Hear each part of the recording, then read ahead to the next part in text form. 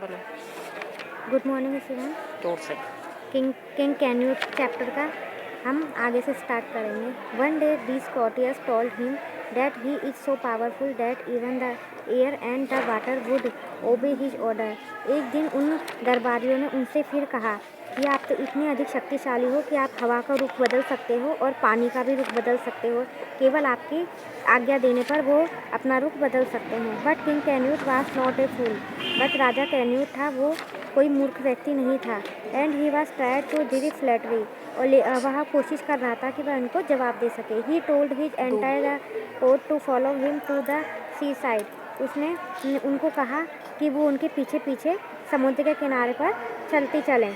The tide was coming in. सारे के सारे दरबारी उनके पीछे पीछे चलने लगे। He stood in front of the waves. अब वो लहरों के सामने खड़े हो गए। राजा कैन्यूट थे वो लहरों के सामने खड़े हो गए। उन्होंने कहा एंड सैड, उन्होंने कहा आई किंग कैन्यूट, मैं राजा कैन्यूट हूँ। द पावरफुल कमांड यू ओहो वेव्स रोल बैक। उसने कहा मैं बहुत शक्तिशाली हूँ, मैं तुम्हें कमांड कर सकता हूँ। मैं तुम पर अपने है ना पकड़ मजबूत कर सकता हूँ। ओहो वेव्स रोल बैक, ओहो लहरों तुम वापस चले जाओ। Do not touch my royal feet, और मेरे इन पवित्र चरणों को मत छुओ। ऑफ कोर्स, लेकिन the sea said, sea did not listen to him.